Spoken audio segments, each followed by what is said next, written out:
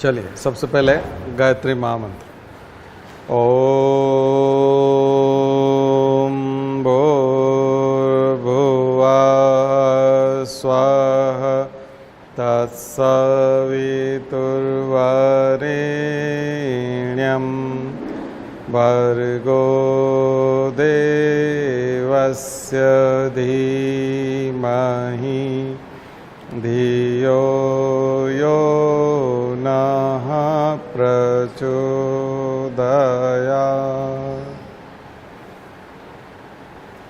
तो current affairs का homework लिख लीजिए। पहला नया टर्म है earth system boundaries. Earth system boundary ESBs। अब चूंकि IPCC जब भी रिपोर्ट जारी करता है या नया कुछ टर्म देता है तो एक आध साल में उसका क्वेश्चन बन जाता है। IPCC का क्वेश्चन तैयार हो जाता है। तो ये 8 अर्थ सिस्टम बाउंड्रीज की बात IPCC करता है। उसमें टेम्परेचर भी है, पॉल्यूशन भी है, वाटर क्वालिटी भी है, एयर क्वालिटी है, सारी चीज़ें हैं। डिफॉरेस्टेशन, एफॉरेस्टेशन, हीट कितनी है, वेट बल्ब टेम्परेचर कितना है। तो जितनी भी टर्मिनोलॉजी हम लोग क्लाइमेट के बारे में पढ़ते हैं उसमें अर्थ सिस्टम बाउंड्रीज।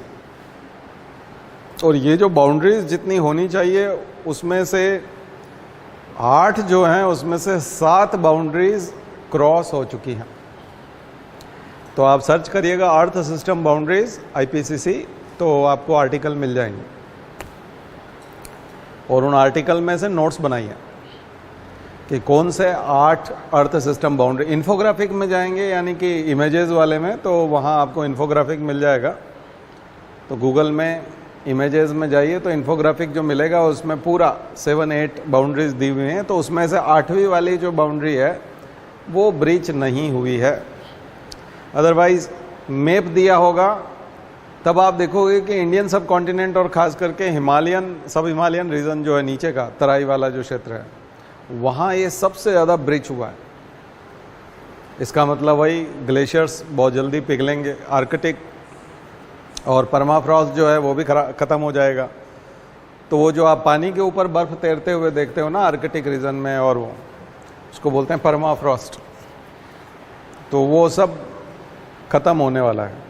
बहुत जल्दी ग्लेशियर्स ख़त्म होने वाले हैं। तो इसके लिए एक नया टर्म आया है और वही 1.5 डिग्री सेल्सियस और 2 डिग्री सेल्सियस। तो 1 डिग्री सेल्सियस तो क्रॉस हो चुका है कभी का, 1 डिग्री सेल्सियस वाला तो क्रॉस हो चुका है। अब वहाँ तो कुछ बचा नहीं है। 1.5 वाला बहुत जल्दी कई इलाकों में हो गया है, कुछ जगहों पर अभी चल रहा है ट्रांजिशन। बाकी अब तो धीरे धीरे 2 की बात हो सकती है 50 साल बाद। तो ये इंडस्ट्रियल रिवॉल्यूशन से लेके अभी तक, ठीक है, इंडस्ट्रियल रिवॉल्यूशन से लेके अभी तक कितना टेम्परेचर राइज हुआ है, कितना वाटर लेवल राइज हुआ है या ग्राउंड वाटर डिप्लीशन हुआ है, जो भौमिक जल है, ग्राउंड वाटर है, वो कितना नीचे गया है, वाटर क्वालिटी कितनी ख़राब हुई है, पोल्यूशन, एयर पोल्यूशन या डिफरेंट टाइप के सारे पोल्यूशन, एयर क्वालिटी, सारी चीज़ें। तो एक अच्छा होमवर्क है अर्थ सिस्टम बाउंड्रीज। ठीक है, पक्का क्वेश्चन आएगा कहीं न कहीं, नहीं तो मेंस में आप अपनी तरफ से तो लिख ही सकते हो क्लाइमेट चेंज पे, ग्लोबल वार्मिंग पे। तो ये तो आपको अपनी तरफ से देना होता है, तो आपके पास तो मसाला होना चाहिए। तो जब तक आपके पास ऐसी टर्मिनोलॉजी वाली चीज़ें नहीं हैं तो आपको अच्छे मार्क्स नहीं मिलेंगे। तो आपके लिए ये देखिए, UPSC की तैयारी में कोई भी चीज़ फालतू नहीं है। जो भी दुर्लभ चीज़ आप हार्डवर्क करके मेहनत करोगे, खूब नोट्स बनाओगे, खूब अच्छी तरह से रटोगे, प्रीलिम्स में आ गया तो ठीक, अदरवाइज मेंस में आप अपने आप उसको दे पाओगे। और इंटरव्यू में जब आपसे क्वेश्चन पूछा जाएगा तब आप इन चीज़ों को बता करके इम्प्रेस कर सकते हो एग्जामिनर। ठीक है ना। तो ये आपके ऊपर डिपेंड करता है कि आप उसको कैसे यूज़ करते हैं। तो एक होमवर्क। दूसरा हम लोग लेने जा रहे हैं न्यू फ्रेंड अमेरिका, भारत का नया दोस्त अमेरिका। अब नया दोस्त बोला ज़रूर है इकोनॉमिस्ट मैगजीन ने, तो आप सर्च भी करेंगे न्यू फ्रेंड अमेरिका और economist magazine, the economist, magazine लिखेंगे तो आपको आर्टिकल मिल जाएगा, पढ़ेंगे तो वो यही बता रहे हैं कि नया फ्रेंड है अमेरिका भारत का। क्वाड में हम अभी जुड़े हैं, पहले भी हम अमेरिका के साथ जुड़े हुए थे, लेकिन इस बार जो जुड़े हैं थोड़ा सा डू और डाई वाला है, बहुत अलग तरह से जुड़ गए हैं।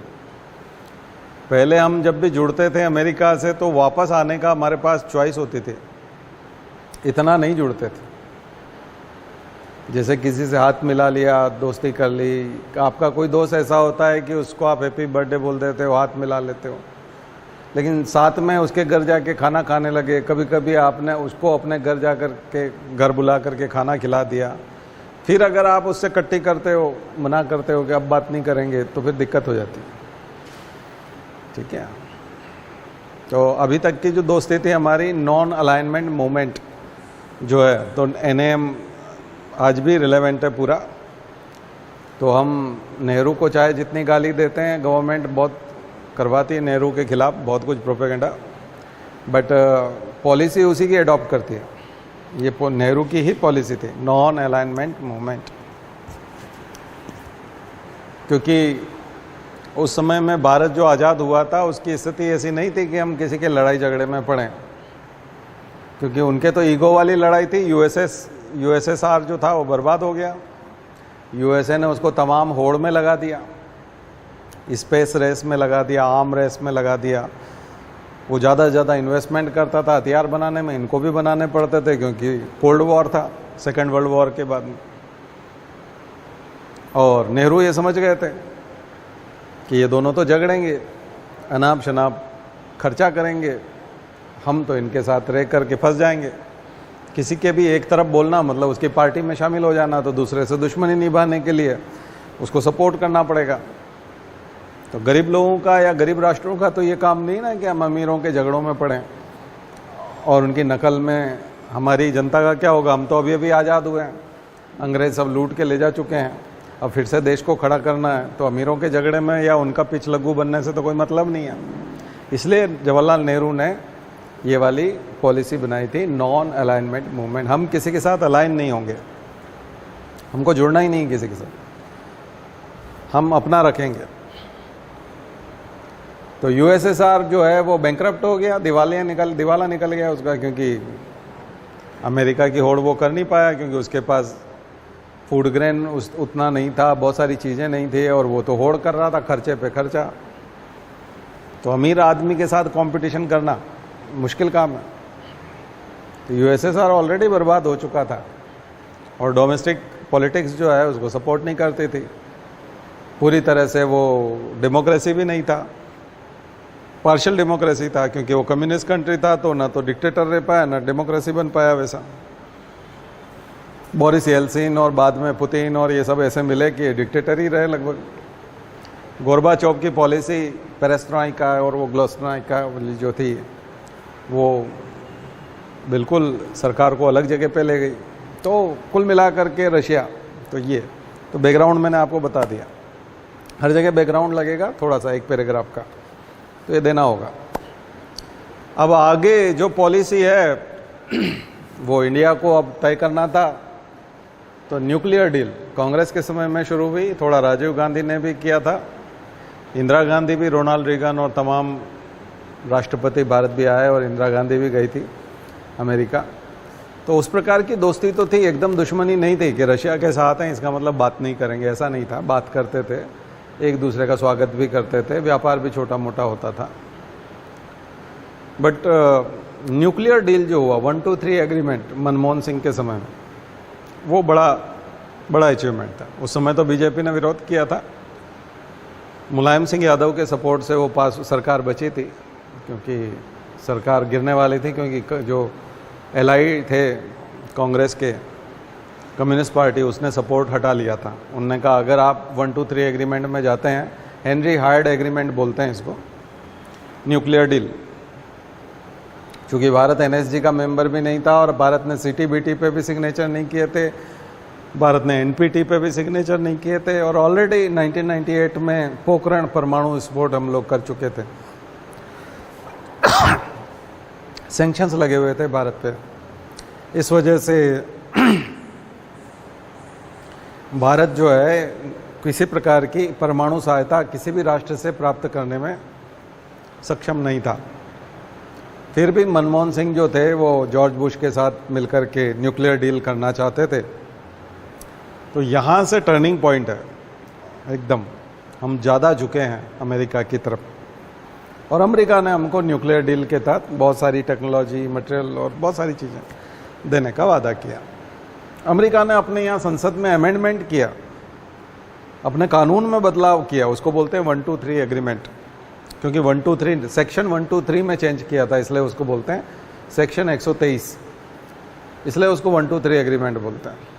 उनके यहाँ अमेंडमेंट हुआ, भारत के लिए उन्होंने, अमेरिका की सरकार ने अपने कानून में बदलाव लेके आए कि हमको कानून के तहत तो हम भारत के साथ जा नहीं सकते, लेकिन हम एक संशोधन करेंगे ताकि भारत के साथ जा सकें। तो उसमें गली निकाली गई, संशोधन करके गली निकाली गई कि भारत का साथ कैसे दे सकते हैं। आया समझ? तो इसका मतलब बहुत बड़ा है, दोनों तरफ से इच्छा शक्ति थी। यहाँ मनमोहन सिंह ने अपनी सरकार दांव पे लगा दी थी, कम्युनिस्ट पार्टी जो सहयोगी पार्टी थी उसने मना कर दिया, अगर आप इसमें ये करोगे तो हम सपोर्ट नहीं करेंगे। तब मुलायम सिंह यादव अपने 23-24 लोगों के साथ, या जितने भी थे उस समय में, उनके साथ आकर के सपोर्ट करने आ गए, जबकि वो विपक्ष में थे। उन्होंने कहा अच्छा ये नहीं करते तो हम करेंगे, आप अच्छा काम कर रहे हो। लेकिन मोदी अब जाते हैं अमेरिका तो बोलते हैं कि हमारा तो आपके साथ 123 एग्रीमेंट है, जबकि बीजेपी तो विपक्ष में थे उस समय, वो तो चाहती नहीं थी कि एग्रीमेंट हो, वो तो विरोध में वोट दिया था, सरकार को गिराने के लिए वोट दिया। अब वो उसको अचीवमेंट बताते हैं वहाँ जाके। तो भारत का अचीवमेंट है वो, कांग्रेस का नहीं। किसका अचीवमेंट है? इसलिए मोदी भी वहाँ जाकर के अगर कुछ उपलब्धि हासिल करते हैं तो भारत की उपलब्धि, बात समझ में, पार्टी की नहीं होती है। क्योंकि भारत का प्रधानमंत्री गया ना, तो उस समय में भारत के प्रधानमंत्री ने प्रयास किया था, मनमोहन सिंह। इसीलिए मोदी जब वहाँ जाएंगे तो वो क्रेडिट लेते हैं कि हमने आपके साथ सहयोग कर रखा है, हमारी और आपकी तो डील है, ये हमारे लिए कितना गौरव की बात है। ठीक है ना? फिर आप कहोगे ये तो बड़ा अजीब लगता है कि उस समय आप विरोध कर रहे थे बीजेपी। नहीं, बात बीजेपी कांग्रेस की नहीं है ना, यही तो है। इसलिए नेहरूवियन पॉलिसी को ये नहीं कह सकते कि नेहरू को कॉपी कर रहे हैं।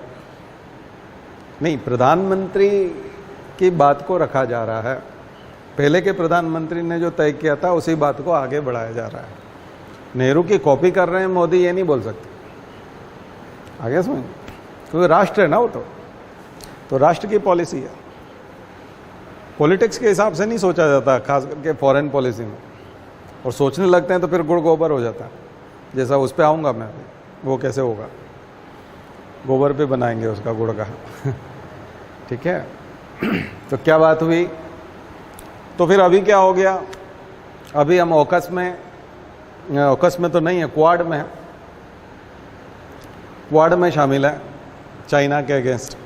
लेकिन हम चाइना के अगेंस्ट जाते जाते अमेरिका के इतने ज़्यादा नज़दीक आ गए हैं कि दो कंडीशन है। अमेरिका ने पक्का मान रखा है कि इंडिया बहुत परेशान है बॉर्डर पर चाइना की घुसपैठ से। चाइना अंदर तक आ गया है और भारत बहुत परेशान है, और ये चाइना के साथ दोस्ती कभी नहीं करेगा, इसलिए हम इसकी सहायता करेंगे। ये अमेरिका ने पक्का मान रखा है, और भारत ने भी ये पक्का मान रखा है कि दोनों के व्यापारिक रिश्ते, चाइना के और अमेरिका के, दोनों के व्यापारिक रिश्ते बहुत खराब हैं। जैसे आपने एक टेलर रखा हुआ था, या एक टेलर था जिससे आप कपड़े सिलवाते थे, पर किसी बात से आप उस टेलर के यहाँ जाना आप पसंद नहीं करते, कोई बात आपको चुभ गई या कुछ और कारण है। अब आपने नया टेलर ट्राई किया, एक टेलर, दो टेलर, तीन टेलर, लेकिन आपके कपड़े की फिटिंग वो नहीं आती, तो आप फिर से उस टेलर के पास हो सकता है चले जाएं। तो अमेरिका इन दिनों ट्राई कर रहा है, Vietnam, Indonesia, Sri Lanka, Bangladesh, India, और अगर उसको सूट नहीं किया, और अगर कहीं उसने दोस्ती जो कर ली वापस फिर से शी जिनपिंग से, बाइडेन ने या बात किया किसी राष्ट्रपति ने, तो फिर इंडिया तो हमारी ये जो नज़दीकी, तो राइटर जो आर्टिकल लिखते हैं ये यहाँ बोल रहे हैं कि ये जो बहुत खतरनाक हो सकता है, और भारत ने कभी दोस्ती कर ली अमेरिका से और शी जिनपिंग ने कह दिया नहीं हम आपके बॉर्डर को छेड़ेंगे ही नहीं, कभी ये दांव चल दिया और दोस्ती हो गई, तब अमेरिका क्या करेगा? कुछ बात समझ में आई ना? तो ज़्यादा नज़दीक जाने से चाइना के पास ये सब बर्डन नहीं था जो बर्डन रूस के पास था। रूस के पास दुश्मनी निभाने का बर्डन था। चाइना बढ़ गया आगे और रूस नहीं बढ़ पाया। चाइना उससे कम से कम 7 गुना 8 गुना आगे रूस से, जबकि दोनों कम्युनिस्ट कंट्री थे। रूस ने जम करके दुश्मनी निभाई, होड़ की और बर्बाद कर बैठा। चाइना ने कोई झंझट नहीं पाला, चाइना ने कोई झंझट ही नहीं पाला। चाइना ने बस अपने आप को आगे बढ़ाया, मजबूत किया। भारत से टेक्नोलॉजी में, इंफ्रास्ट्रक्चर में, मैन्युफैक्चरिंग में 30 साल आगे है चाइना। 30 साल, यानी चाइना जहां आज है हम 2050 में होंगे।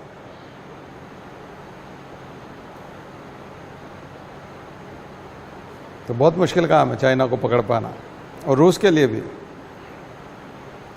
चाइना को ना तो मिलिट्री बढ़ानी थी, ना चाइना को स्पेस रेस में उस तरह से शामिल होना था, ना उसको आर्म रेस में उस तरह से शामिल होना था। कोई बर्डन नहीं था उसको, बल्कि उसने अपने प्रोफेशनल्स, अपने स्टूडेंट्स अमेरिका पढ़ने के लिए भेजे। आज चाइना का डायस्पोरा देखोगे वहाँ बहुत टॉप पोजीशन में नहीं है। चाइना का जो डायस्पोरा है, वो डायस्पोरा मतलब विदेशों में रहने वाले लोग, चाइना के जो विदेश में रह रहे हैं, खास करके अमेरिका में जो रहते हैं, वहाँ की टॉप पोजीशन में नहीं है कि हमारे सत्या नडेला या सुंदर पिचाई की तरह कोई हेड नहीं कर रहा किसी को ऑर्गेनाइजेशन। इंडिया तो कर रहा है, और चाइना के बहुत ज़्यादा लोग भी नौकरियों में नहीं हैं। तो क्या ये चाइना की हार है? नहीं, चाइना के पास खुद के पास बेटर अपॉर्चुनिटी है जॉब की, इसलिए वो लोग वापस चाइना चले जाते हैं। तो चाइना की एक विशेषता है कि उसका डायस्पोरा जब भी चीन के बाहर पढ़ने के लिए जाता है तो उसके साथ शर्त होती है कि तुम चीन का विकास करोगे वापस, वहाँ से सिर्फ सीख के आना है। भारत के साथ ये शर्त नहीं है। हमारे लोग वहाँ पढ़ने जाते हैं, वहीं नौकरी करने लग जाते हैं। हम इस बात पे गर्व करते हैं कि वहाँ वो इतने टॉप पोजीशन पे है, बट वो वहाँ की जीडीपी बढ़ा रहा है। भारत को कोई रेमिटेंस में कुछ फ़ायदा, लेकिन अगर वो सिटीजन ही वहीं का हो गया तो यहाँ पैसा भी क्यों भेजेगा? भारत में तो भेजता नहीं। फिर वो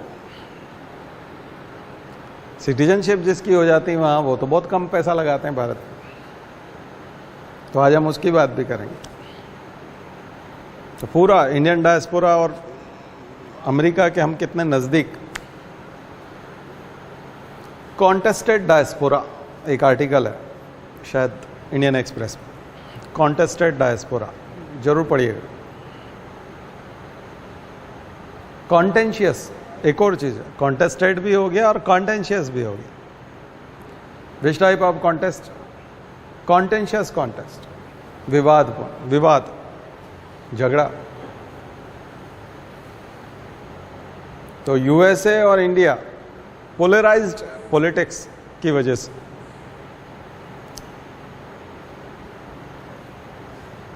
देखिए, कांग्रेस के पास में फ्रीडम स्ट्रगल के टाइम से इंडियन डायस्पोरा जुड़ा हुआ था। साउथ अफ्रीका में देखें तो महात्मा गांधी पहले ही पूरा रंग भेद के खिलाफ आंदोलन चला के आए थे। इंडियन डायस्पोरा, और वो कांग्रेस में थे। कांग्रेस पार्टी जिसको बोलते हैं हम लोग फिलहाल, इसका जन्म 1885 वाला वही वाला है, एओ ह्यूम वाला, all India national Congress, INC बोलते हैं हम लोग, इंडियन नेशनल कांग्रेस। तो इसका मतलब इसके पास तो इंडियन डायस्पोरा में बहुत बड़ा हेरिटेज था। इसकी लिगेसी तो 1885 से मतलब, और दुनिया भर में जो लीग ऑफ नेशन था, उसके बाद जब यूनाइटेड नेशन बना तब भी कांग्रेस के रिप्रेजेंटेटिव जाते थे। विजय लक्ष्मी पंडित जो जवाहरलाल नेहरू की सिस्टर थी, वो संयुक्त राष्ट्र में पोस्ट पे रही थी। बहुत सारे लोगों ने काम किया। खुद शशि थरूर चुनाव लड़ चुके हैं महासचिव का, जनरल सेक्रेटरी का, यूएन का। तो इसका मतलब है कि डायस्पोरा के रूप में दुनिया भर में छवि डालने के लिए तो बहुत अच्छी लेगेसी थी। तो क्या कारण है कि अभी मोदी ज़्यादा पॉपुलर है डायस्पोरा में? कांग्रेस तो इतनी पुरानी है और इतनी ज़्यादा विरासत है उसकी, और ऑलरेडी उसके फॉलोअर्स पूरी दुनिया में थे, लेकिन मोदी आगे निकल गए। पोलराइजेशन, ध्रुवीकरण, धर्म का तड़का। और धर्म का तड़का ऐसा लगा कि कॉन्टेंशियस हो गया, विवाद होने लगे। विदेशों में दो गुट हो गए, खास करके अमेरिका में। अभी अभी आपने देखा कि राहुल गांधी गया, तब भी भयंकर भीड़, खूब पॉपुलैरिटी, और बहुत सारे लोग बैठ के सुन रहे हैं, मीडिया फ्रंट पेज पे छाप रहा है। प्रेशर ग्रुप की तरह वो लोग भी वहाँ पर काम करते हैं। लिबरल्स, राइटिस्ट तो दोनों हैं, बट ये अल्ट्रा राइटिस्ट बीजेपी, और जो भारत को हिंदू राष्ट्र बनाना चाहते हैं, हिंदूवादी मानसिकता रखते हैं, बीजेपी में विश्वास रखते हैं, नरेंद्र मोदी को हिंदू लीडर के तौर पे देखते हैं, वो राहुल गांधी को कतई सपोर्ट नहीं करते। और उनका एक गुट है वहां पर, अमेरिका में एक गुट है पूरा, लार्ज स्केल। उसका हिंदू मुसलमान, खास करके ज़्यादातर हिंदू ही होंगे जो नरेंद्र मोदी को सपोर्ट करते हैं। 99% हिंदू ही होंगे। लेकिन कांग्रेस को सपोर्ट करने में 100% मुसलमान नहीं है, लिबरल हिंदूज। तो 80% हिंदू होंगे, 20% हो सकता है मुसलमान हो, ईसाई हो, लेकिन 80% तो वहाँ पे भी हिंदू ही सपोर्ट कर रहे हैं राहुल गांधी को भी। तो राहुल गांधी को सपोर्ट करने वाले अमेरिका में कभी भी मोदी की सभा में नहीं जाएंगे, ना ही उसे सपोर्ट करेंगे। और मोदी को सपोर्ट करने वाले राहुल गांधी को कभी नहीं करेंगे। ऐसा पहले कभी नहीं था, ये मोदी आने के बाद हुआ है, 2014 के बाद। विदेशों में दो हिस्से हो जाना 2014 के बाद की उपलब्धि है। तो ये निगेटिव भी हो सकता है। अब यही उपलब्धि आप मणिपुर में देखें तो मणिपुर में पहले भी गड़बड़ होती थी, बहुत कुछ है कांग्रेस के समय में, लेकिन कुकी और मैती जो हैं, दो समुदाय, एक को बीजेपी ने पकड़ा, हालांकि मैती ने भी उनका वो किया और कुकी ने भी किया। मैती तो करते ही थे क्योंकि सारे के सारे बीजेपी के ही विधायक हैं मणिपुर में। तो मैं डोमेस्टिक वाला एग्जांपल भी दे रहा हूँ, फिर फॉरेन पॉलिसी में भी जाएंगे। तो डोमेस्टिक पॉलिसी से फॉरेन पॉलिसी, तो यहाँ पे भी मणिपुर में बीजेपी ने जो किया वैसा पहले कभी नहीं हुआ। अब मैती और कुकी कभी एक साथ नहीं रह सकते। मणिपुर दो हिस्सा हो गया और AK-47 से लेके तमाम प्रकार के हथियार जो हैं वो सब लूट लिए गए हैं या फिर दे दिए गए हैं, और परमानेंट दे दिए गए हैं। तो इसका मतलब अब हत्याएं होती रहेंगी। तो हिंसक हो गया हमेशा के लिए, वॉयलेंट मणिपुर। ये उपलब्धि है एक और बीजेपी की। आइडेंटिटी पॉलिटिक्स बहुत आसान होती है। आइडेंटिटी पॉलिटिक्स इतनी आसान होती है कि आप उस वर्ग को सिर्फ उसकी आइडेंटिटी याद दिला के आप लीडर बन जाते हो। इसमें आपको क्वालिफिकेशन की ज़रूरत ही नहीं पड़ती। आप जिस भी जाति से हैं, आप जिस भी जाति समाज से हैं, आप 1 साल तक खतरनाक अपने जाति समाज के पक्ष में फेसबुक पे लिखने लग जाइए, लोग आपको पहचानने लग जाएंगे। साल भर बाद वो आपको हो सकता है कि अपने समाज से कहें कि आप हमारी तरफ से चुनाव लड़ लीजिए। आपने क्या किया? कोई योग्यता हासिल की, कोई पढ़ाई लिखाई की, कोई एनालिटिकल माइंड था, या अपने समाज के बारे में आपने कुछ नहीं किया। बार बार उठ कर के अपने समाज के गौरव की बातें की और दूसरों को गालियां दी। दूसरों को नीचा दिखाने की कोशिश की और बार बार लिखा कि गर्व से कहो कि हम गुर्जर हैं, गर्व से कहो कि हम पाटीदार हैं, गर्व से कहो कि हम धाकड़ हैं, गर्व से कहो कि हम ब्राह्मण हैं। इसको सुबह से लेकर शाम तक रगड़ते रहे, उसी बात को रगड़ते रहे, साल भर में आप एक बहुत बड़े लीडर बन गए। आइडेंटिटी पॉलिटिक्स यही है। उसकी आइडेंटिटी को इतना बुना लो। हर आदमी के पीछे, कोई भी आदमी बिना समाज के और बिना जाति के पैदा नहीं हुआ है। भारत में तो जातियां विद्यमान है, जाति में हम पैदा हुए हैं। समाज है, उसके पीछे लाखों की संख्या है, सभी के साथ लाखों की संख्या है। कोई भी बहुत ज़्यादा अल्पसंख्यक नहीं है। नेता बनने के लिए कुछ करना ही नहीं है। और फिर मीडिया है, आपका फ़ोन है, बस आप में हिम्मत होनी चाहिए ओछा बनने की, गिरने की। तमीज़ खोनी पड़ेगी, सारे संस्कार खोने पड़ेंगे, अकल को गिरवी रखना पड़ेगा और शुरू हो जाओ, नंगे हो जाओ बस। फिर देखो आपके पीछे क्या भीड़ आती है और आप पॉपुलिस्ट लीडर बन जाओगे। तो ये कोई क्वालिफिकेशन नहीं है, कोई अचीवमेंट नहीं है।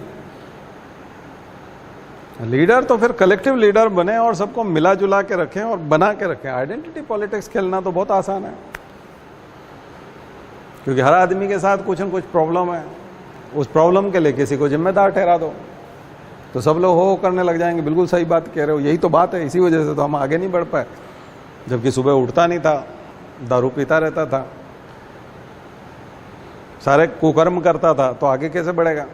उस चीज़ को बोलने वाला कोई आएगा तो उसको मार के भगा देंगे। उसको कौन लीडर बनाएगा? किसी भी पीड़ित आदमी को, दुखी आदमी को या पैसे वाले आदमी को भी आप कह दोगे आप अभी और भी पैसे वाले होते, अभी आप करोड़पति हो, आप अरबपति होते, लेकिन आप इसलिए नहीं हो क्योंकि आपका समाज वालों ने साथ नहीं दिया, आपको फलाने लोगों ने आगे नहीं बढ़ने दिया, वो हाँ बढ़ने लग जाएगा। ज्योतिषी यही करते ना, आपका दिन आजकल खराब चल रहा है, सुबह से मूड खराब रहता है, दिन में किसी न किसी से लड़ाई हो जाती है। ऐसे मैं आपको 25 चीज़ें बता दूँ, आपका वो महाराज से ज़्यादा कथा चलने लग जाएगा। आपको कुछ करना क्या होता है? कुछ नहीं करना होता है। ह्यूमन साइकोलॉजी को रीड करो, उसको बेवकूफ़ बनाओ। क्या करना होता है? ये सब धंधे हैं। यही सब पॉलिटिक्स में होता है, आइडेंटिटी पॉलिटिक्स। और वही हुआ मणिपुर में, यही हुआ प्रयोग इंडियन डायस्पोरा में, अमेरिका में। अमेरिका में जो एक ही तरह की विचारधारा के लोग 15-20 खड़े होकर के, ये राहुल गांधी क्यों आया है स्टैनफोर्ड में क्यों आया है और क्या बोल के जा रहा है ये? और भारत की बुराई यहाँ करेगा वो अमेरिका में। बीजेपी ये बोल रहे आप वहाँ जाकर के बुराई कर रहे हैं। तो ये तो 2014 में मोदी ने ही शुरू किया। मेडिसन स्क्वायर पे जाकर के वो रोए भी और बोले भी, और इंडिया में ऐसा करते थे पहले तक, आपने देखा था ये हो रहा था, वो हो रहा था, अब मैंने यूँ कर दिया, वो पार्टी कितनी। तो ये बात तो आप वहाँ रख रहे थे ना। ये अगर ये नहीं रखना था तो शुरुआत करनी नहीं थी। तो वो इतने दिन से देख रहा था, अब वो सीख गया। उसको लगा कि ये करना पड़ता है। पब्लिक तो यही चाहती, तो उसको भी भीड़ मिल गई। भीड़ तो किसी को भी मिल जाएगी। मैंने कहा ना 20 अगरबत्ती चल रही है, 20 तरह के साबुन चल रहे हैं, 21वां साबुन आप निकालो, उतना ही बिकने लग जाएगा। आपकी अगरबत्ती की खुशबू का लोग तारीफ करते हैं। आप दुकान पे खड़े होकर के देखोगे, तारीफ करने लगे। मैं जब सिविल सर्विसेज की मैगजीन चलाने लगा तो मैंने देखा, पहले से मैगजीन चल रही थी इतनी सारी, कोई 3000 बिकती थी, कोई 4000, कोई 10,000, प्रतियोगिता दर्पण 80,000 तक बिकता था, क्रॉनिकल 35,000 बिकता था। मेरा भी 30,000 पे पहुंच गया, तीसरे नंबर पे हो गया इंडिया में। जब दुकान पे मैं खड़ा होता था और बोलता था कोई भी कि वो लोक सेवक निर्माण दे दो, मेघवाल IAS की मैगजीन दे दो, मेरा नाम लेके बोलते थे कि वो लोग तो जानते नहीं थे मुझे। तो दिल्ली में जब शॉप पे खड़ा होकर के मैं खुद अपना नाम सुनता था, मुझे बड़ा अच्छा लगता था। मतलब लोग, मैंने कहा मैंने किया क्या? किया कुछ नहीं है। फॉलोअर शुरू हो जाएंगे, आप कर दो, शुरू हो जाएगा, लोग मानने लग जाएंगे। कपड़ा धोने का साबुन पहले से चल रहा है इतना सारा, आप एक आप भी, फार्मूला तो सेम ही होता है लगभग। खुशबू थोड़ी सी चेंज कर दो, उसमें एक चमेली की डाल रहा है, आप गुलाब की डाल दो। उसमें थोड़ा सा प्रयोग करना पड़ता है, एडिटिंग करनी पड़ती है ना, नोट्स में करते हैं वैसे। हल्की सी करो, वो दूसरा डिफरेंट हो जाएगा। जिसको गुलाब वाला पसंद है वो सारे लोग आपके साथ उनको पसंद करना, धीरे धीरे उसकी बिक्री बढ़ जाएगी, आप कार में घूमोगे, महल में, सारा यही तो है। और क्या ड्रामा क्या है? यही है सारा।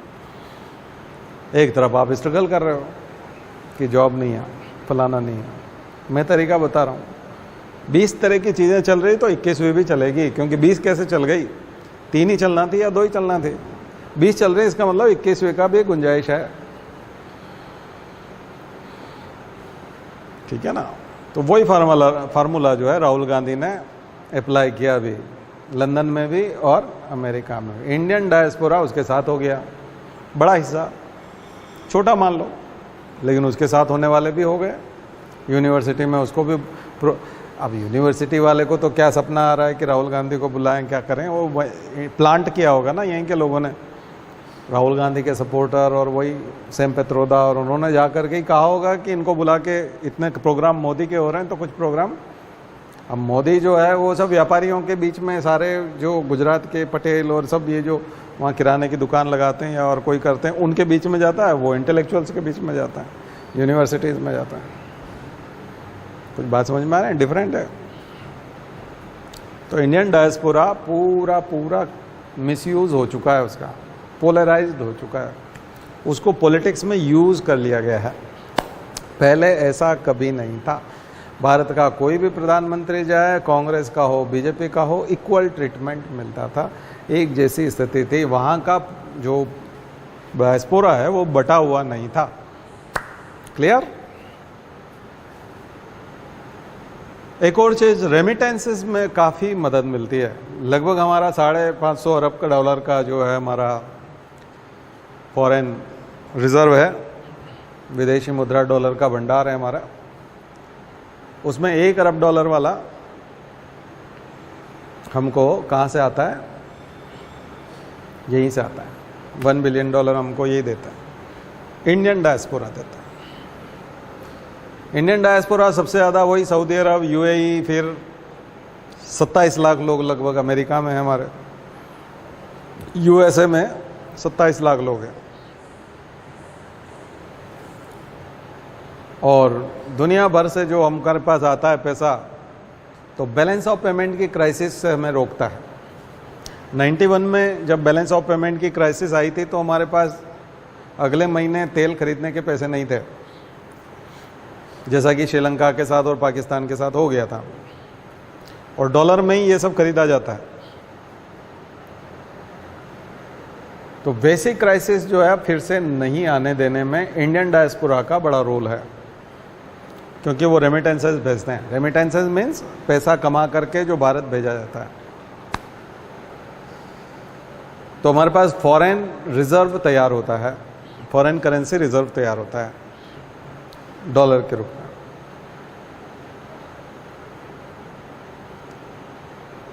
तो ये इंडियन डायस्पोरा का बहुत बड़ा फायदा है, प्रत्यक्ष फायदा है, डायरेक्ट बेनिफिट ये है। ठीक है ना। और बहुत बड़ा हिस्सा है, मामूली नहीं है। बहुत सारी लिमिट्स चेंज की हैं गवर्नमेंट ने अभी, बाहर कितना पैसा ले जा पाएंगे। टूरिज्म में ज़्यादा जा रहा है, लोग घूमने फिरने जो जाते हैं ट्रेवल में, उसी में सबसे ज़्यादा पैसा वापस, डॉलर हमारा वापस चला जाता है।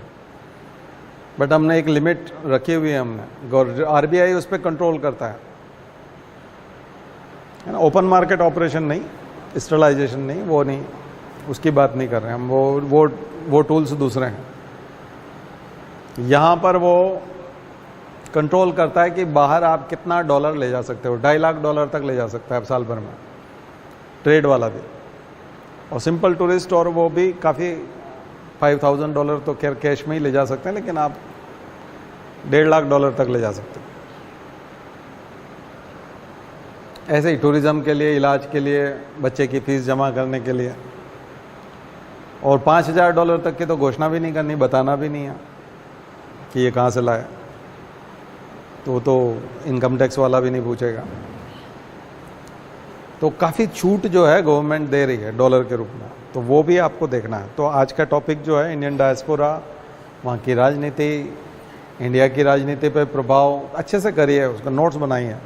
करेंसी पे प्रभाव, करेंसी कन्वर्टेबिलिटी पे प्रभाव, यानी कि रुपए के स्ट्रेंथनिंग और उसमें रुपया कैसे मजबूत होता है, उस पर प्रभाव। फिर बैलेंस ऑफ पेमेंट क्राइसिस नहीं आ पाती, या बैलेंस ऑफ पेमेंट क्राइसिस जब आई थी तब क्या हुआ था, तब इंडियन डायस्पोरा इतना मजबूत नहीं था, क्या था, पर हम लोग कमज़ोर थे, तभी हम एलपीजी में गए और फिर सारी चीज़ें सुधार की हमने। बहुत मुश्किल हो गया था। और क्योंकि ऑयल वगैरह आप कुछ नहीं खरीद पाएंगे, गोल्ड की खरीदारी नहीं कर पाएंगे तो इकोनॉमी ठप हो जाती है। ज्वेलर्स की दुकान बंद हो जाएगी, पेट्रोल पंप सारे बंद हो जाएंगे, तो फिर तो देश का विकास ही रुक जाएगा। डीजल पेट्रोल के बिना देश कैसे चलेगा? तो इसलिए आपकी मजबूरी है कि आपको वो बना के रखना पड़ता है। इसलिए अमेरिका से दोस्ती भी रखनी पड़ती है, क्योंकि डॉलर में ये सब काम होता है। रिजर्व करेंसी कौन सी? Hard currency dollar. तो डॉलर सुप्रीमेसी, उसके ऊपर भी लिख सकते हैं। Dollar supremacy and Indian diaspora कभी पूछने को आ जाए तो बहुत अच्छे से आप जवाब लिख सकते। अब इंडियन डायस्पोरा की एक विशेषता है कि वहां जाकर के वो स्ट्रगल नहीं कर रहा। ऐसा नहीं कि केवल टैक्सी चला रहा है, टैक्सी नहीं चला रहा।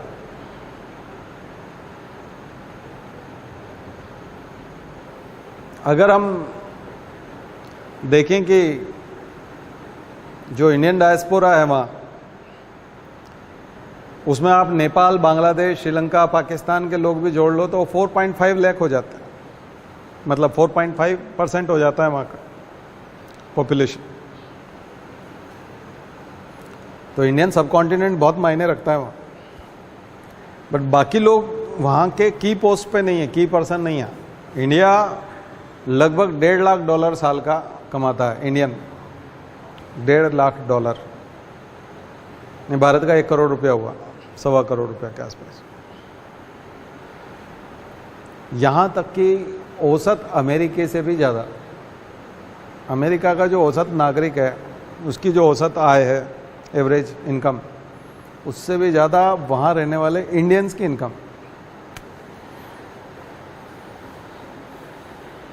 इसलिए वो वहाँ बहुत पावरफुल है। और सबसे बड़ी चीज़ है कि वो पॉलिटिकली एक्टिव है, एक्टिवली पार्टिसिपेट करता है पॉलिटिक्स में, लोकल पॉलिटिक्स में। पार्षद के चुनाव से लेकर के वहाँ के president, vice president Kamala Harris और Rishi Sunak, England prime minister, वहां तक एक्टिवली पार्टिसिपेट, बहुत सक्रिय भागीदारी। और वहाँ जो बिल बनते हैं, वहाँ जो बिल रखे जाते हैं संसद में, उनमें डिबेट में पार्टिसिपेट करता है। इंडिया के हिसाब से फैसले होते हैं। तो ये तो मतलब अब ये पॉलिटिकल स्ट्रेंथ है हमारी, इंडियन डायस्पोरा की पॉलिटिकल स्ट्रेंथ। वो इकोनॉमिक स्ट्रेंथ थी, अब ये political strength. Religious cultural different है। अभी दीपावली की छुट्टी का वो चल रहा है यूएस में, हो जाएगा, कोई बहुत नहीं, क्योंकि इंडियन डायस्पोरा बहुत है। बहुत सारे ऐसे इलाके हैं वहाँ पर जहाँ आपको पंजाब जैसा लगेगा, पंजाबी लोग बहुत हैं, कहीं गुजरात जैसा लगेगा, ऐसा लगता है इंडिया है। मतलब पाकिस्तानी लोग देखते हैं तो वो भी वहाँ एंजॉय करने के लिए जाते हैं, उनके जैसा तो कल्चर बन नहीं पाता क्योंकि पाकिस्तानी तो वहाँ इतने नहीं हैं। लेकिन जो भी होते हैं वहाँ इतने खुश होते हैं कि हम यहीं एंजॉय कर लेते हैं, इसी में चले जाते हैं, इस इलाके में चले जाते हैं, यहाँ खाना खा लेते हैं, यहाँ पर रह लेते हैं, तो ऐसा लगता है इंडिया मतलब अपने इलाके में आ गए। क्योंकि यहाँ संडे के दिन ऐसा ही हो जाता है, सैटरडे संडे के 2 दिन के लिए ये हिस्सा। उसने मुझे बताया, एक पाकिस्तानी टैक्सी ड्राइवर था, तो मुझे बता रहा था कि मैं तो यहाँ आ जाता हूँ 2 दिन के लिए, यहाँ सब सरदार लोगों ने और सब ने अच्छा माहौल बना रखा है। तो नॉनवेज खास करके जो खाते हैं उन लोगों के लिए वो उधर अच्छा है। बाकी गुजरातियों का है थोड़ा सा वेजिटेरियन फूड, और वो सब चीज़ें इंडिया का जो है वो आपको गुजरातियों में ज़्यादा मिलेगा, पंजाबी वाला, नॉनवेज वाला ज़्यादा मिलेगा। तो 2 कम्युनिटी, पंजाबी कम्युनिटी और गुजराती कम्युनिटी ने पूरी दुनिया को इंडिया से परिचित करा दिया, festivals and culture and religion and everything, वो सब चीज़ें।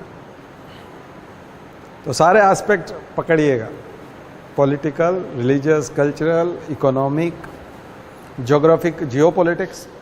जियोपॉलिटिकल में भी उनको, अमेरिका को इंडिया को सपोर्ट करने से ही फ़ायदा है। चाइना उतना इन्फ्लुएंस ही नहीं है उसका, इतने चाइनीज़ स्टूडेंट नहीं है, इंग्लिश में हाथ कमज़ोर है।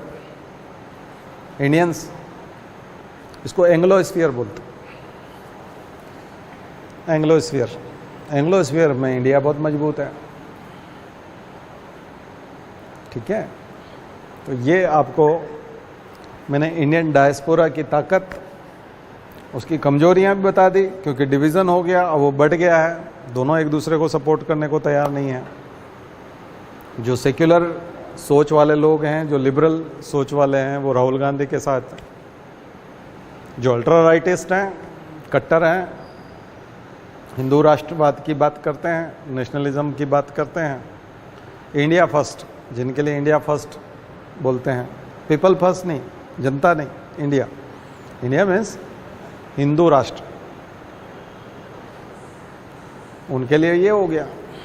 इसीलिए इवेंट मैनेजमेंट उस तरह से होते हैं, और इवेंट्स होते हैं प्रधानमंत्री के, और दोनों ने किया है, दोनों जाने लगे हैं और दोनों करने लगे हैं, और दोनों का चलने भी लगा है, तो होने भी लगा, असर भी दिखने लगा है। मैंने भी दोनों ही तरह के गुट देखे जब मैं गया, तो कुछ लोग पकड़ के मुझे सिखाना चाह रहे थे कि देखो मोदी इतना अच्छा कर रहे हैं, राहुल सब बेकार कर रहा है। एक गुट दूसरा था जो मुझे सिखाने की कोशिश कर रहा था, कन्विंस कर रहा था, राहुल इतना अच्छा कर रहे हैं, मोदी ने सारा बैंड बजा रखी है। ये मोदी और ट्रंप बिल्कुल थर्ड क्लास हैं। मोदी को ट्रंप के साथ जोड़ के देखते हैं, बाइडेन को राहुल के साथ जोड़ के देखते हैं, तो दो कैंप हैं। तो उसका फेल्योर अपने, अब जब आप किसी के साथ जुड़ते हो तो ट्रंप का फेल्योर आपके साथ अपने आप चिपक जाता है। उसको जेल होती है या उसके ऊपर सेक्सुअल हरासमेंट का कुछ लगता है तो बीजेपी के साथ, क्योंकि बीजेपी ने यज्ञ किया था उसकी जीत के लिए, और नमस्ते ट्रंप हुआ था और उन्होंने हाउडी मोदी किया था वहाँ हार्वर्ड में, टेक्सास में, तो आप चिपक गए उसके साथ। तो आइडेंटिटी के साथ प्रॉब्लम है, जैसे ही आप उस आइडेंटिटी के साथ जाओगे प्रॉब्लम शुरू हो जाएगी, ठीक है ना। तो बहुत ही खुला विश्लेषण है, ओपन है, मैंने बिल्कुल नाम के साथ, पार्टी के नाम के साथ, नेताओं के नाम के साथ बिल्कुल खुला और निष्पक्ष किया है, क्योंकि ये हो रहा है और मैं प्रत्यक्ष वहाँ से सुन के आया हूँ, मिल के आया हूँ ऐसे ग्रुप से, तो मुझे पता है कि ये फर्स्ट हैंड इन्फॉर्मेशन भी हो गई और सेकंड हैंड इन्फॉर्मेशन मैंने आपको न्यूज़पेपर और एनालिसिस में से दी। अब नोट्स बनाइए, क्योंकि सिलेबस में, मेंस के सिलेबस में इंडियन डायस्पोरा अलग से दिया हुआ है, अलग से दिया हुआ है, इसलिए उसका क्वेश्चन बनेगा, ठीक है ना। और रेमिटेंस का अलग से इंपॉर्टेंस, डॉलर वाला और सब, मतलब जितने एंगल हो सकते हैं मैंने सारी बताने की कोशिश की। और वो प्रेशर ग्रुप की तरह इस्तेमाल तो करेगा इंडिया के फेवर में फैसले लेने के लिए। राष्ट्रपति को वहाँ के लोग मिलेंगे, इंडियंस जो वहाँ रहते हैं वो जाकर के मिलते हैं वहाँ के पॉलिटिशियन से कि आप प्रधानमंत्री जब आएंगे तो उनसे कम से कम ये वाली बातें करना, ऐसा ऐसा करना। मजबूरी है उन लोगों को भी, इसलिए जो मोदी को भोज दिया गया, राष्ट्रपति ने डिनर दिया और सब हो रहा है और रेस्पेक्ट हो रहा है, वो इंडियन प्रेशर भी है, वहाँ के लोकल लोगों का प्रेशर है एक तरह से। तो पार्टी सर्वे करवाती है कि पब्लिक का मूड क्या है, इंडियंस इस बार किसको वोट देंगे, डेमोक्रेट्स को देंगे या रिपब्लिकन्स को देंगे। तो फिर वो ऐसा मूड टेस्ट करते हैं, तो बोलते हैं नहीं मोदी से थोड़ा ज़्यादा इन्फ्लुएंस, अगर मोदी को अगर अच्छा आप इम्पोर्टेंस दे दोगे, वेलकम अच्छा कर दोगे, उसको थोड़ा डिनर कर दोगे, गॉड ऑफ ऑनर तो सबको मिलता ही है, बट अच्छा कर दोगे और थोड़ा पब्लिसिटी अच्छी हो जाएगी तो शायद इंडियन जो है शिफ्ट कर जाएंगे, अदरवाइज तो वो ट्रम्प की तरफ ही हैं। तो बाइडेन को उसको शिफ्ट कराने के लिए वो सब, तो आपको पूरा पर्दे के पीछे की कहानी समझ में आ रही ना, वो ये है।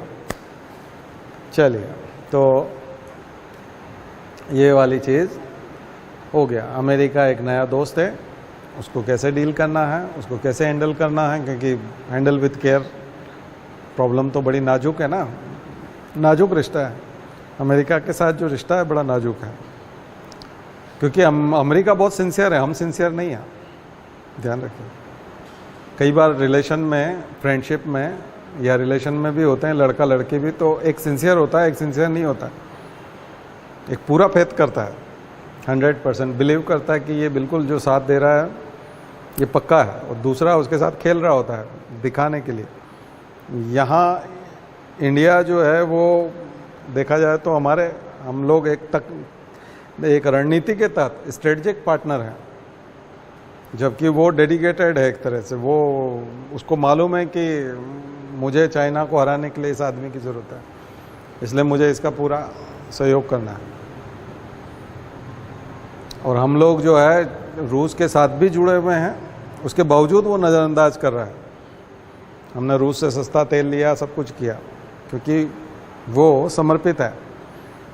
अभी उसकी कई सारी मजबूरियां मैंने बता दी, डोमेस्टिक पॉलिटिक्स भी है, इंडियन डायस्पोरा, इकोनॉमिक ताकत भी है, और भी बहुत सारी चीज़ें। और इंडिया बाजार तो आई है, इसी को हम लोग नियो इंपेरियलिज्म भी बोलते हैं, नव उपनिवेशवाद, नियो इंपेरियलिज्म। क्योंकि उस समय जो इंपेरियलिज्म था, नियो कॉलोनियलिज्म भी डिफरेंट चीज़ है, कॉलोनी नहीं बना रहे, बट इंपेरियलिज्म तो है, नया उपनिवेश है हम। उस समय में अंग्रेजों के उपनिवेश के बाद में चाइना और अमेरिका नए उपनिवेश बना रहे हैं अपने।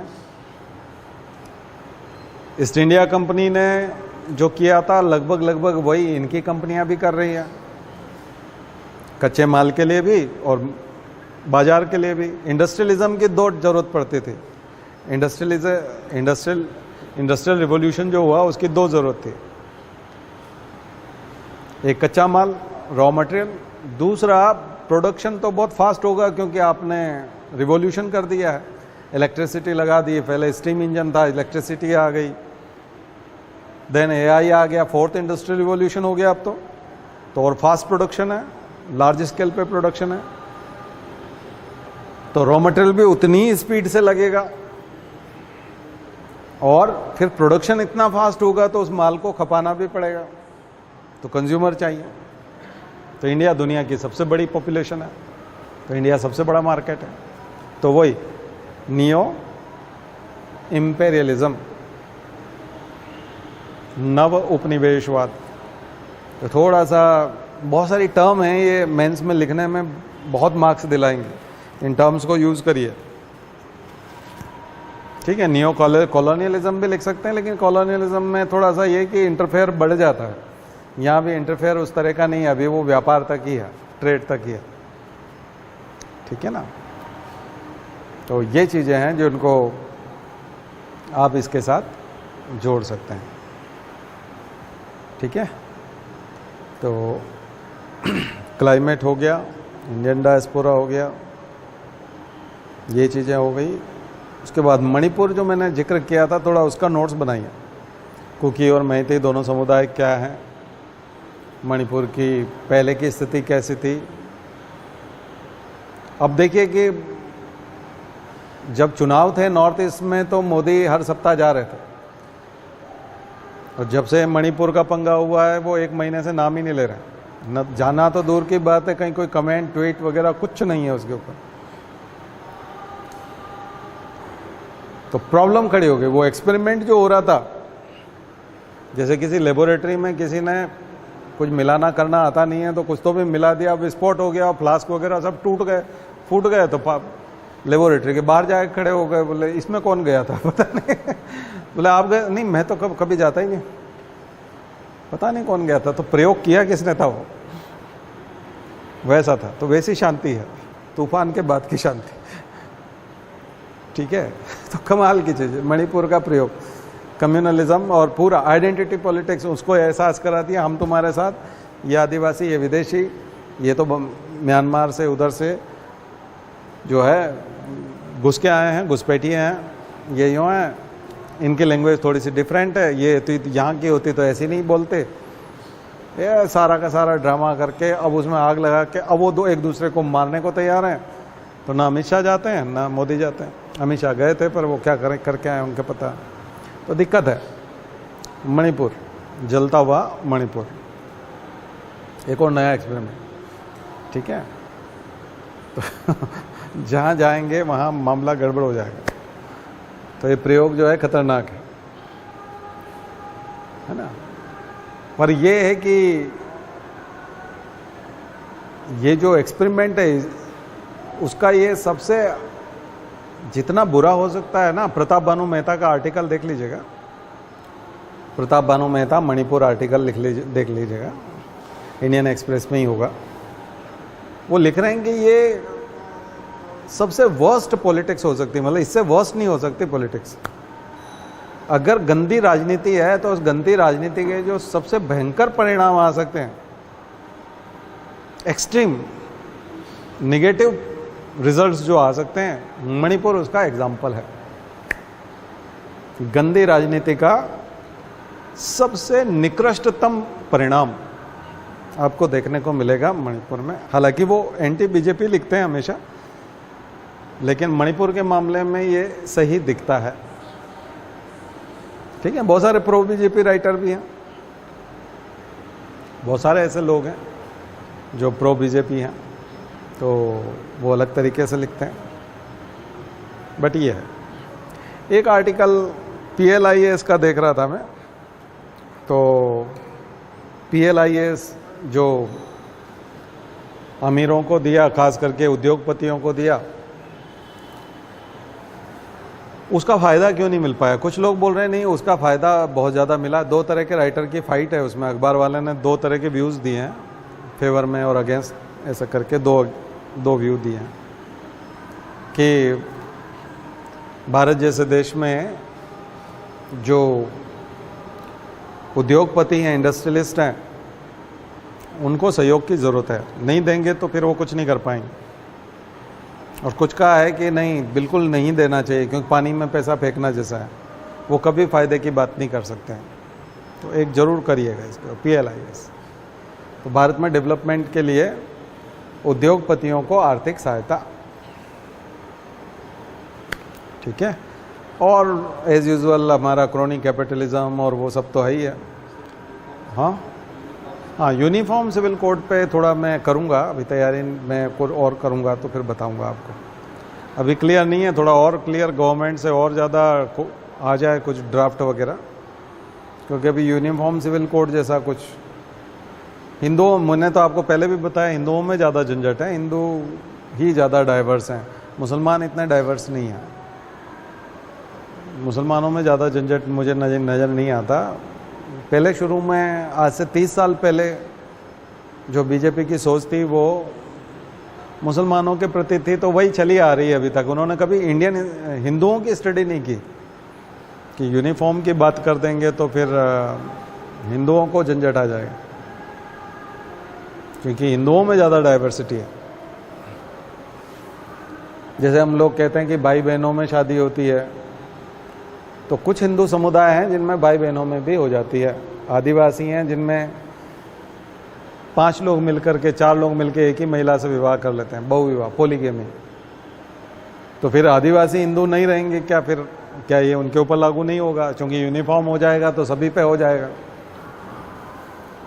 तो सभी पे हो जाएगा। तो नात्रा प्रथा होती है, उठा के ले जाते हैं लड़की को, कुछ लोग 40-50 लोग मिलकर के आते हैं और वो लड़की की ज़बरदस्ती शादी कर देते हैं, उठा के ले जाते हैं और किसी एक आदमी के साथ बिठा देते हैं, वो उसकी पत्नी हो जाती है। अलग से कोई संस्कार नहीं होता, कोर्ट में भी कुछ नहीं होता, एक कागज़, कच्चे कागज़ पे लिख के दे देते हैं या ऐसा कुछ है। और पैसा, उसके बाद अगर आपको उससे तलाक लेना है तो पैसा देना पड़ता है, तो बड़ा झंझट है। ये हिंदुओं में प्रचलित है और पूरे राजस्थान में और वेस्टर्न MP में लार्ज स्केल पे प्रैक्टिस होता है। तो क्या उन कम्युनिटीज़ से पूछ लिया? मतलब हिंदू कम्युनिटीज़ के जो डिफरेंट ग्रुप्स हैं उनसे पूछना बड़ा मुश्किल है। और आप कानून बना दोगे तो बाल विवाह वाला भी कानून जरूर बन गया, तो कहाँ हो गया? शराब वाला भी बना दो तो सक्सेस होता ही नहीं है। शराबबंदी बिहार में है, गुजरात में, लेकिन भरपूर शराब मिलती है। तो कानून बनने से चीज़ें नहीं होती, सोशल एक्सेप्टेंस से आती है, सोशल एक्सेप्टेंस से आती है। और वो सोशल एक्सेप्टेंस यदि आप उनको करोगे तो उनका तो प्रोग्रेसिव है। इंडिया में हिंदुओं वाला जो है वो निगेटिव चला जाएगा, क्योंकि हिंदुओं में लिटरेसी, क्योंकि वो तो रिलीजियस नहीं है ना उस तरह से, वो तो सोशली प्रैक्टिस कर रहे हैं। उसमें तो एक उलेमा बोल देगा, मुसलमानों का मौलवी बोल देगा नहीं नहीं, ऐसा कुरान में जो लिखा है उसका मीनिंग ये भी है कि कुरान ये भी चाहता है कि समय के साथ चीज़ें बदलती रहनी चाहिए, समाज और देश के साथ चलना चाहिए। ऐसा किसी मौलवी ने बोल दिया तो पूरा समुदाय धार्मिक जो है वो मान लेगा। हिंदुओं में पंगा है ना, ऐसा कोई एक नहीं है ना जो सभी को समझाते हैं, हिंदुओं का एक नहीं है, तो झंझट बहुत है। तो मुझे लगता है यूनिफॉर्म सिविल कोड की चुनौतियां लागू होने के बाद हिंदुओं की तरफ से ज़्यादा आएंगी, न कि मुसलमानों की तरफ से। ये मेरा एंथ्रोपोलॉजी पढ़ने के वजह से, क्योंकि मैंने एंथ्रोपोलॉजी को पढ़ा है, एंथ्रोपोलॉजी को पढ़ा है, इस वजह से मैं समझ सकता हूँ उस चीज़ को। जैसे आप लाउड स्पीकर मस्जिदों का पूरे देश का बंद करवा सकते हो, लेकिन सुंदरकांड का और दूसरा आरती और जो होती है मंदिरों पे और वो जो रात्रि जागरण होते हैं उनका आप लाउड स्पीकर कभी बंद नहीं करा पाओगे। इसलिए चैलेंजेस हमेशा आपको हिंदुओं की तरफ से ही आएंगे। पटाखे आप मुसलमानों के बंद करा लो, बहुत सारी चीज़ें आप मुसलमानों की बंद करा सकते हो, और उनको करना भी पड़ेगी क्योंकि वो अल्पसंख्यक है, माइनॉरिटीज़ है। ताकत से करा लो, कानून से करा लो, समझा के करा लो, कैसे भी करा लो, और शायद बहुत सारी चीज़ें हो भी जाएंगी। 3 तलाक वाले में एक भी आंदोलन नहीं हुआ। 3 तलाक वाला मोदी ने जो बनाया और उनका कानून ख़त्म किया, आपने देखा एक आदमी भी मरा हो, एक भी संघर्ष हुआ हो, एक जगह पे जुलूस निकला हो, कुछ नहीं। आप धीरे धीरे 1-1, 2-2, 3-3 करते जाओ करते जाओ करते जाओ, होता जाएगा। बट हिंदुओं से आप एक भी नहीं करा पाओगे। इसलिए यूनिफॉर्म बोल दोगे कि नहीं सबका एक जैसा होगा, मुश्किल हो जाएगा। क्योंकि सबका एक जैसा होगा तो उधर वो मुसलमानों के ऊपर सख्ती नहीं कर पाओगे केवल, क्योंकि हिंदू वो सब प्रैक्टिस कर रहे होंगे। 4 विवाह की बात आती है कि मुसलमान 4 विवाह करते, लेकिन बहुत कम मुसलमान हैं जिनकी 4 पत्नियां होगी या 2 भी होगी।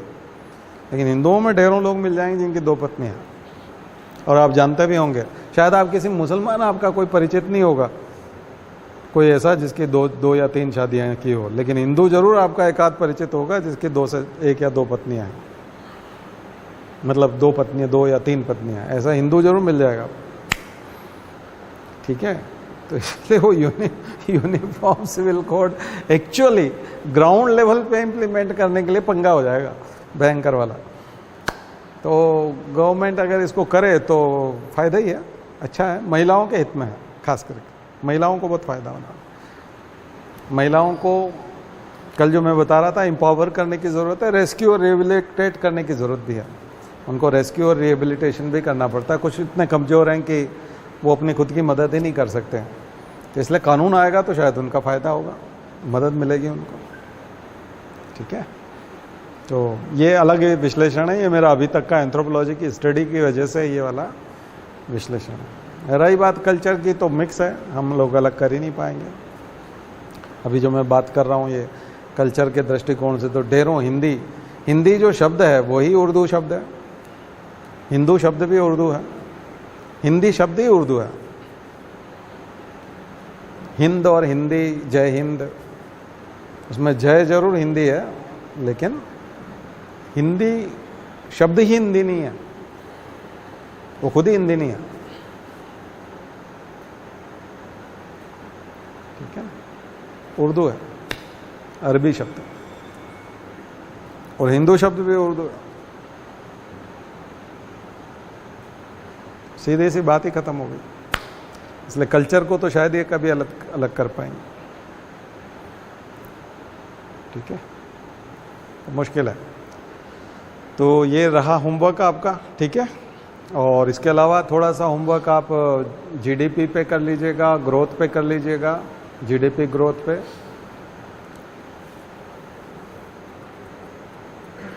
आर्थिक विकास में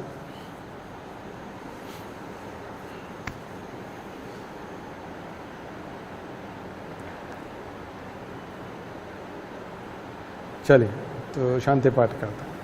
ओम द्यौ शांति अंतरिक्ष ग्वम शांति पृथ्वी शांतिरापः शांतिरौषधयः शांति वनस्पतयः शांतिर्विश्वे देवा शांतिर्ब्रह्म शांति सर्वगं शांति शांतिरेव शांति सामा शांतिरेधि।